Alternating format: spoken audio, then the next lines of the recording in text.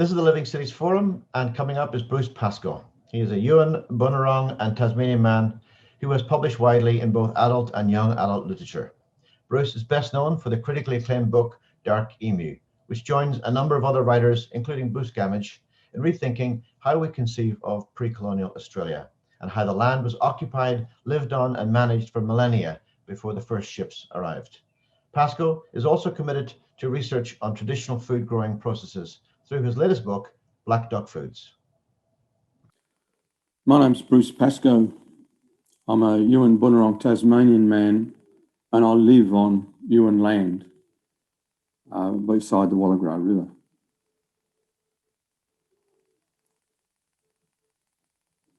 When we criticise the oppressor, there's always a kickback. And John Carlos, the 1968 Olympic sprinting bronze medalist, when he and the gold medalist and our Australian Peter Norman went onto the podium, the two African American men raised their fist in the black salute. Peter Norman wore a badge about human rights, as did the other two. All hell broke loose. The world thought this was the most disgusting political statement, accused those men of having politicised the Olympic Games, as if the Moscow Olympics hadn't already done that. And what became obvious was that Australia disowned Peter Norman.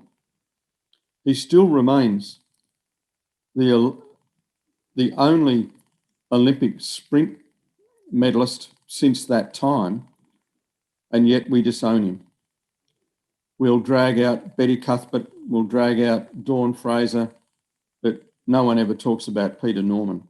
He's dead now, unfortunately, but he paid the price of criticising the oppressor. And that's what John Carlos said. He said, sometimes we are made afraid to criticise the oppressor. But we have to do that because without an honest discussion about colonialism, colonialism continues to rule. And one of the great tools of colonialism is to make people afraid to identify and to make the Indigenous community become gatekeepers amongst themselves. And so the work of the oppressor is done by the oppressed. And fascist leaders all around the world have done this repeatedly. The rules of engagement are well known, they're very efficient, but we still have to protest for a better world. We're just not talking about human rights, we're talking about a better world. And this might seem a long way from discussion of a city, but we're talking about humanity. Humans build cities, humans build towns, humans build houses. And in my book, Dark Emu, I talk about the fact that the first white entrants into country saw these houses. They saw villages. They saw villages that could accommodate 1,000 people. And this is now being repudiated by Australian right-wing academics. And the reaction to the idea that Aboriginal people will build is vitriolic. It's so intense. And why? Because he argues that Aboriginal people were agents on the land, working with the land, and we were people of the land, but we had agency. We weren't just wandering around. And that whole idea that Aboriginal people had agency speaks against terra nullius. And even though people say in Australia that terra nullius is dead, it's well and truly alive. And it's still used as a precedent, still used to argue that Aboriginal people cannot get land back. Because, as one justice said, Justice Olney, the history of the Yorta Yorta had been washed away by the tide of history. That's how he justified the fact that Yorta Yorta couldn't get land. Now, I know that the Yorta Yorta are resisting that, but it's a long haul once it's entrenched in the legal argument. So I was interested in how this system worked, this civilization. You know, my family has links to Aboriginal families, but in terms of, say, a blood quantum in America, it wouldn't cut it. But if you want to be interested in your family, which I was, and you want to try and understand what had happened in this country, how good people from England and Cornwall had behaved so badly, you have to study history. And the Aboriginal people who helped me find family also taught me history and shocked me, absolutely shocked me, because I had accepted what I had been taught because my teachers were good people. They didn't appear to be people who were lying, but the accepted history in Australia is unbelievable. And you only need to go back, as I did, and start to read explorers' journals and diaries.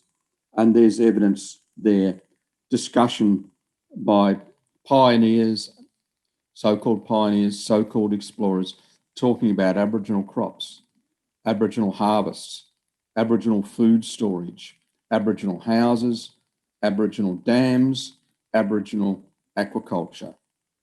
All the evidence we needed to talk rationally about the previous culture to the mainstream culture in Australia today was there. It is still there.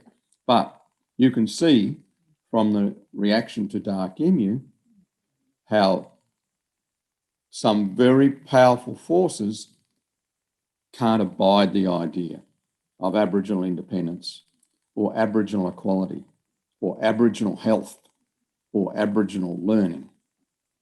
It's anathema, it seems, judging by the reaction. And so I think we have to be vigilant. But it's not just about history. It's about our country. And as Australia is contributing more to global warming per head of population than most other countries. You know, our total carbon emissions are low because we're a small population, but per capita, it's atrocious. And yet on the world stage, we pretend that we have no responsibility for the rest of the world, that we're a small country, we win gold medals, we have low carbon emissions, but not as a percentage. The wonderful thing about the Aboriginal culture that preceded the mainstream culture of today was that somehow Aboriginal people had organised a society that eschewed land war.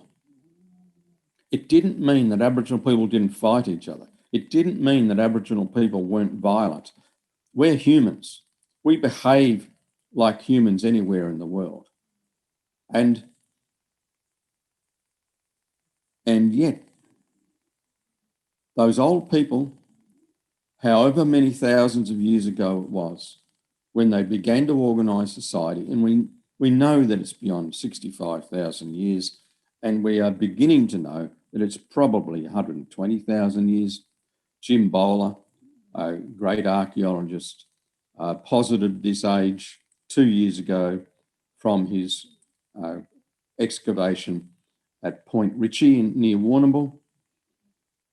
So, but it doesn't really matter whether it's 65,000 years or 120,000 years. It's still older than any other culture on Earth. And it's intact and on its own land.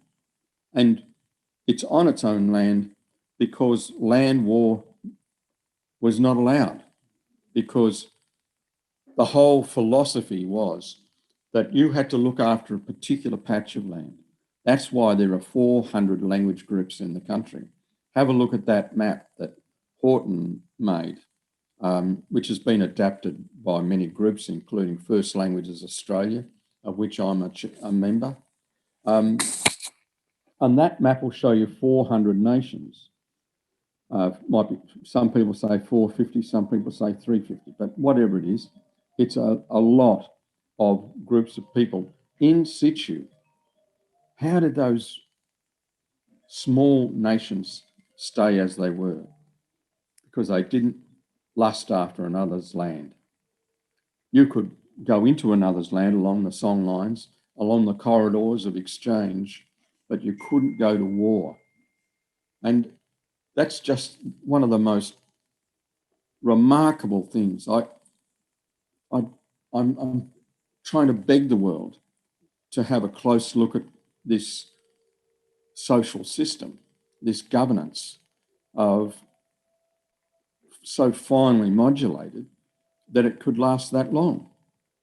Because it means that if it's lasted 65,000 years, generation after generation after generation after generation, right through to today, accepted the inherent fairness, the inherent logic of that cultural governance.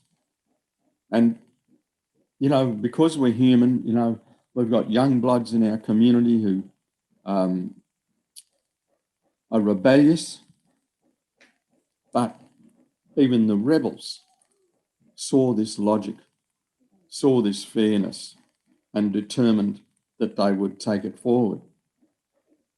I'm in awe of that system. But what were people doing on the land, apart from organising themselves in this intricate system that I believe the world needs to follow? Look at Israel and Palestine at the moment and ask yourself, how's that going? What's the future for that? Same with Iran, Iraq, same as South America. Doesn't matter where you go. Children are being slaughtered for an idea, and usually these ideas are religions. Religions, in most cases, came out of the one city in the same 50-year period, and yet, and you know, some say with the same God, and yet they're at absolute murderous odds with each other. So, with that great governance, how are we using it? And we used it to grow food for our people, build houses, develop an incredibly sophisticated philosophy. And you only need to look at, I reference the central cultural place of Yuin people on the south coast. And there the story is told of the whole of life.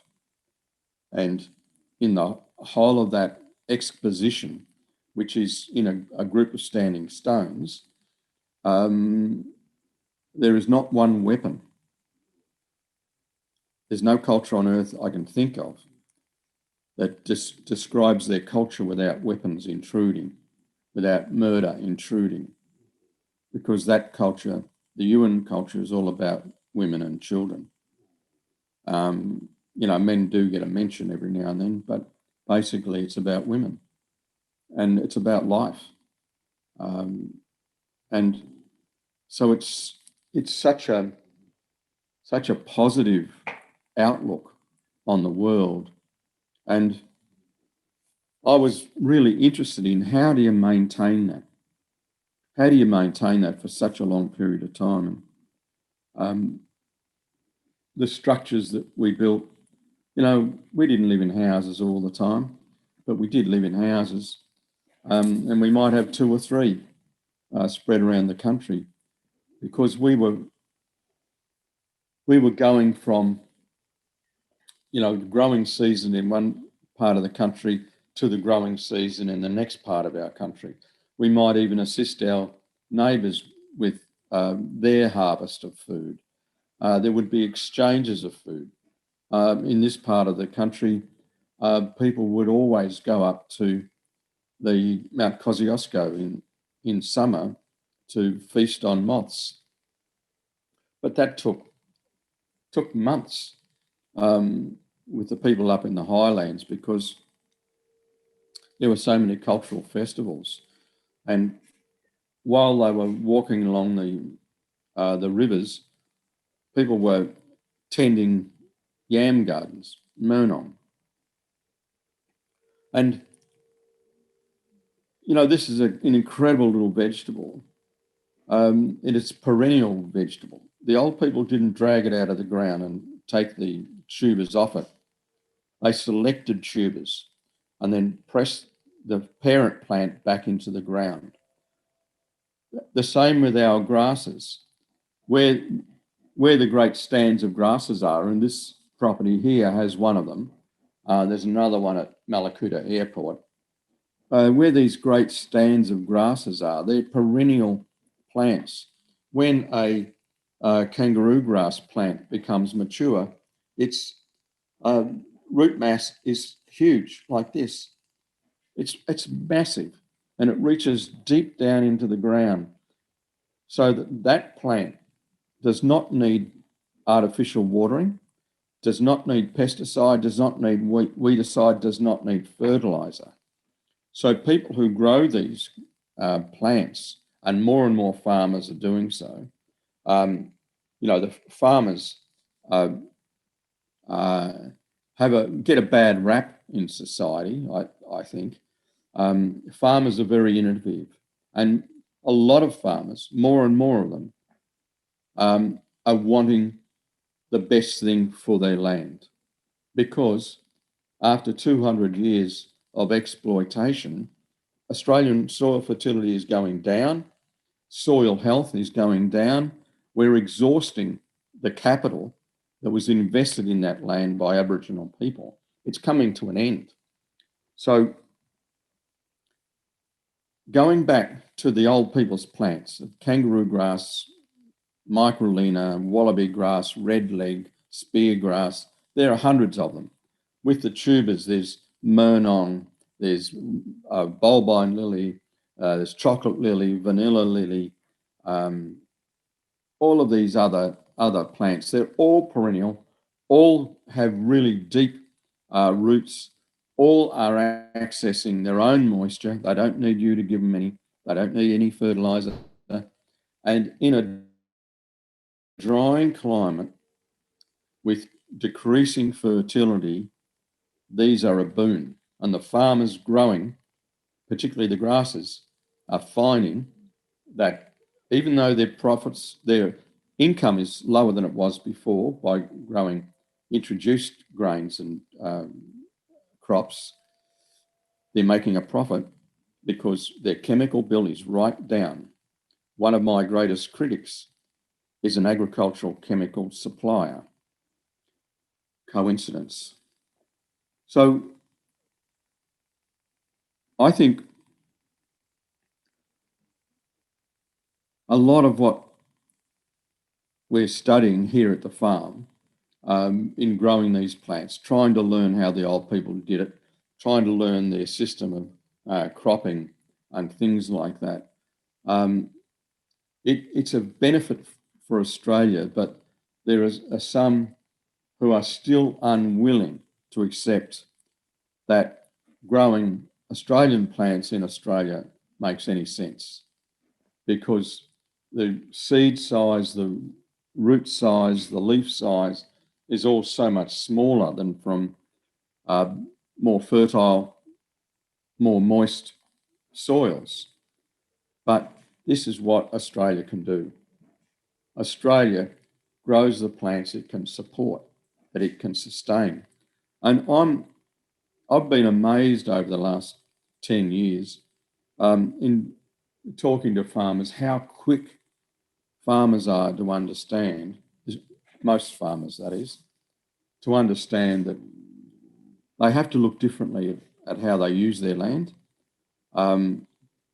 Some are even experimenting with different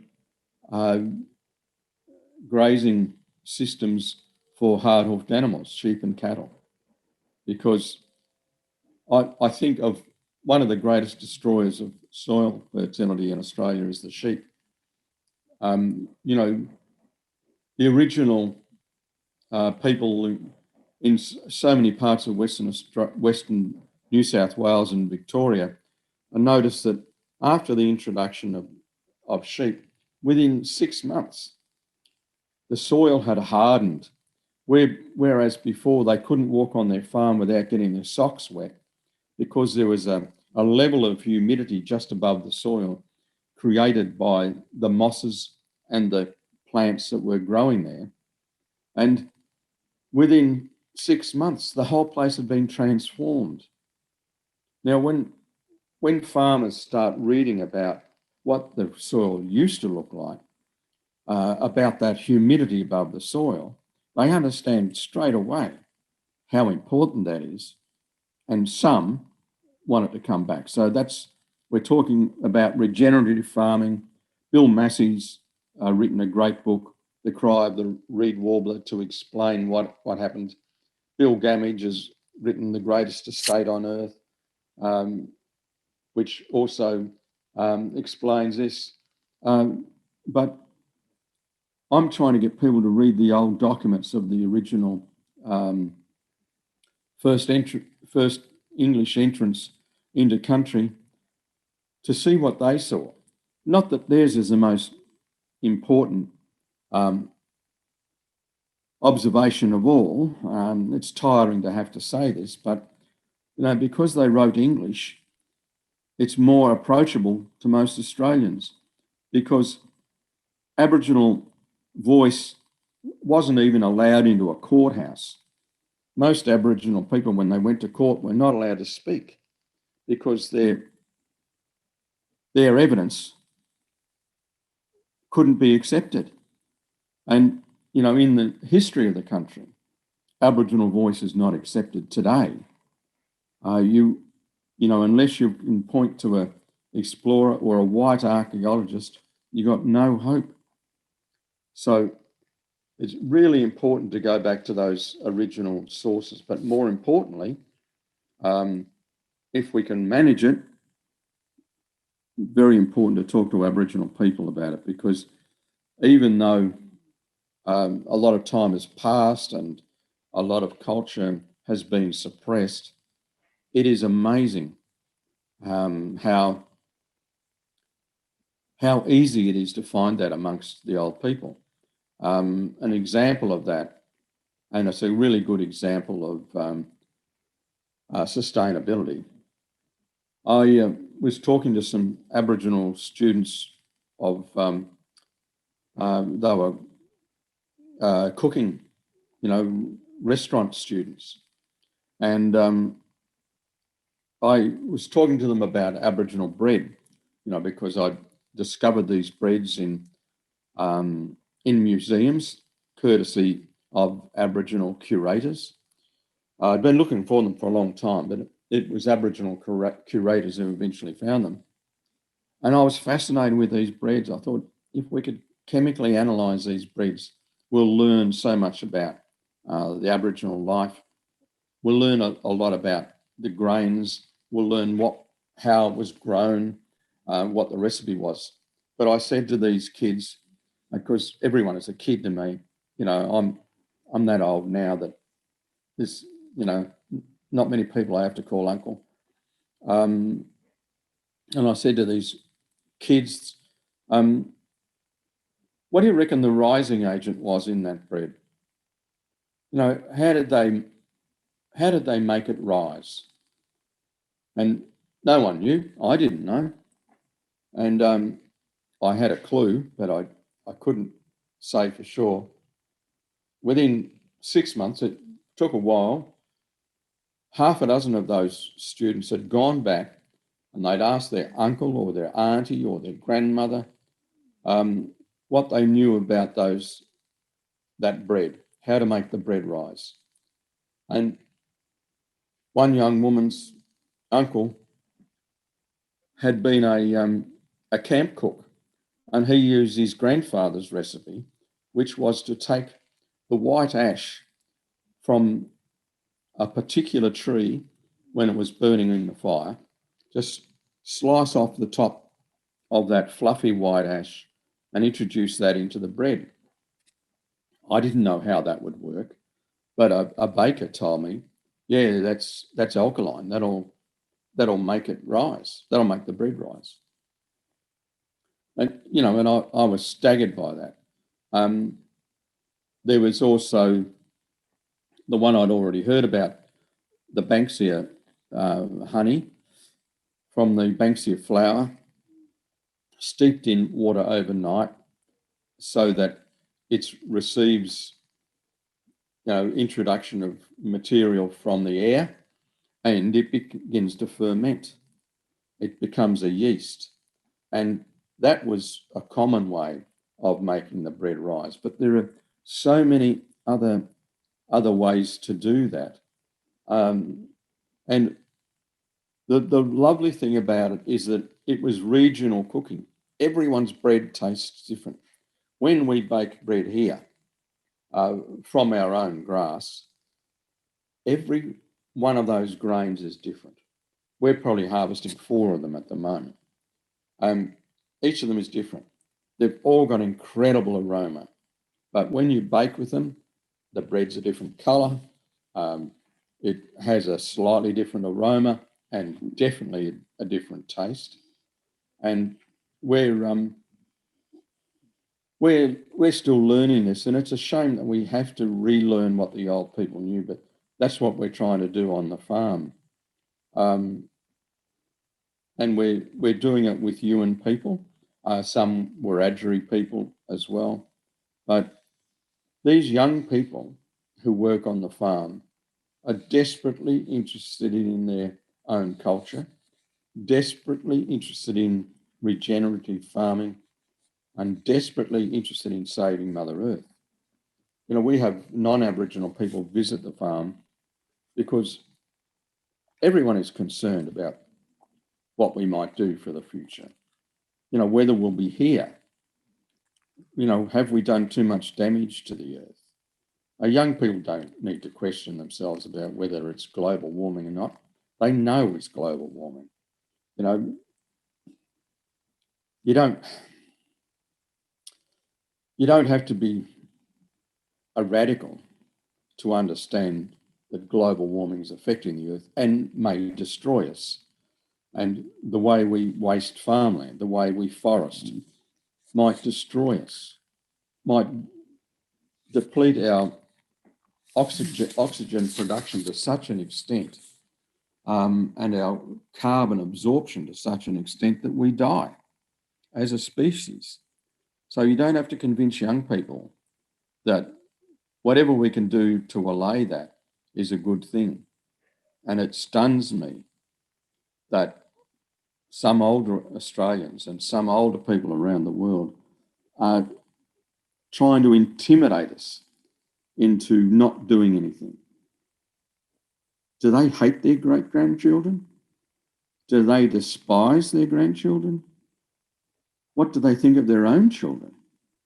If you continue on a path which is destroying the fertility of farmland and continue on a path that robs the rivers of water, and destroys the soil as a result, what do you think of the future? And what do you think of your descendants? It's a terrible question to have to ask. And the people working here on the farm, we talk about this all the time, because we're not just doing this for Aboriginal people, we're doing it for Mother Earth. That's who we are responsible for. We're doing it for Mother Earth. And I'm so happy to be working with young people, and so happy to be working with Aboriginal people, and so happy to be working with Aboriginal people who are culture proud and environment proud and Mother Earth proud. It makes a huge difference to us. And I think that if we were to adopt some of these plants and begin with our most degraded lands and return those degraded lands where farmers have been sold off by the banks, for instance, and the land has been left waste. If we can return those lands to fertility by using perennial grains and tubers, I think we will meet our carbon emission reduction targets in Tokyo easily. Say we rejuvenated 5%, 10% of our national farmlands in that way, it would make an incredible amount. But one of the impediments to that approach is the fact that colonial Australia was Christian and it was capitalistic. And, you know, people, as soon as I start talking about that, they think I'm anti-religion and anti-capitalist. But I'm not. I think democracy and capitalism have gone together for so long, but some of the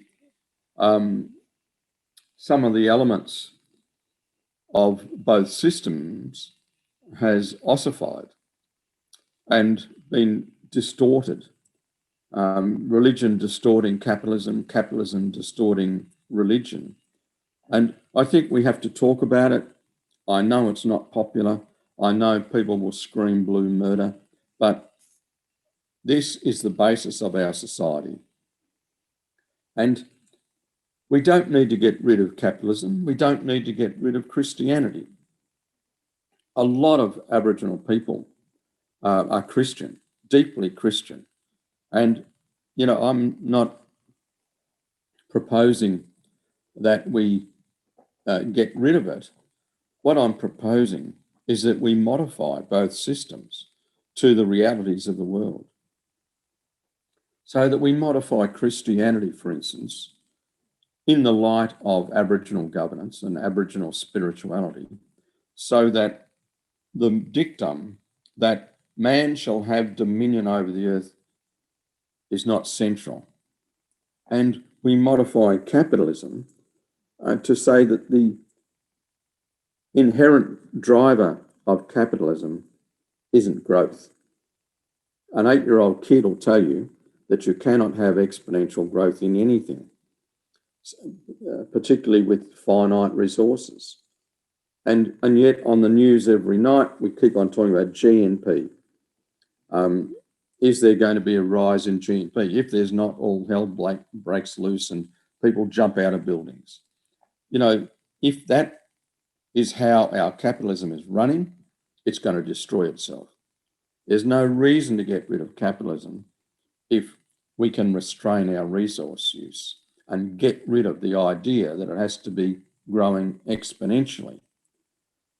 All of this comes out of Aboriginal governance. And I don't think it's necessary to think that the world should continue the way it's going and, you know, be on a railroad with destruction. I think we can change. I think we can modify both our religion and our capitalism. I'm sure that the old people were modifying the whole time, improving, but always within the bounds of what Mother Earth could provide.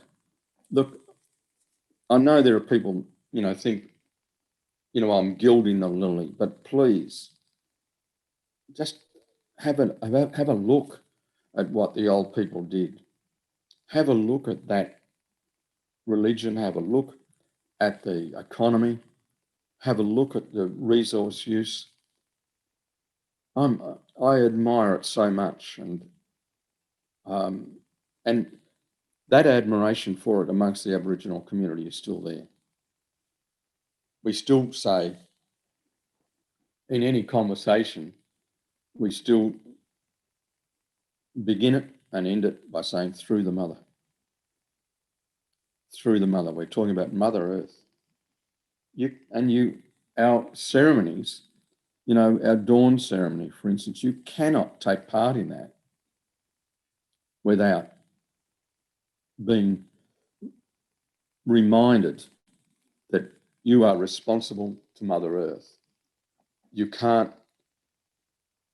look at the grandfather's son, and not be reminded that we are totally responsible to Mother Earth. That's the whole idea of that ceremony. It's not just to make you get up at dawn. It's there to remind you who you are and what you've got to do. And that spirituality bleeds into the economy, and that bleeds into the earth itself. And, it's a full cultural, philosophical, economic system. And it's not too unlike Christianity, and it's not too unlike capitalism. But if those two systems are not modified, they are going to destroy us. And, you don't need to be a red ragger or, a forest protester to understand that, because big money in the world is walking away from fossil fuels. Our government mightn't be, but the big money in the world ditched them 10 years ago. It's only Australia, with our big concentration of coal, who think that this is going to go on forever. It's not. And the world's economy knows this. The World Bank knows this. So we shouldn't be fooled into thinking that, it's inevitable that we have to destroy the earth. It's possible for us to look at another philosophical system in the world to modify what we're already doing. Not about eradicating anything, not about accepting communism. Look what they did to the RLC. Their resource use is probably more extreme than ours. It's not about that. It's about wanting the best for the world. And if we're serious about wanting sustainability, regenerative farming and things like that, why not look at a culture that managed the one land for 60 to 100,000 years and did it sustainably? That would be good science.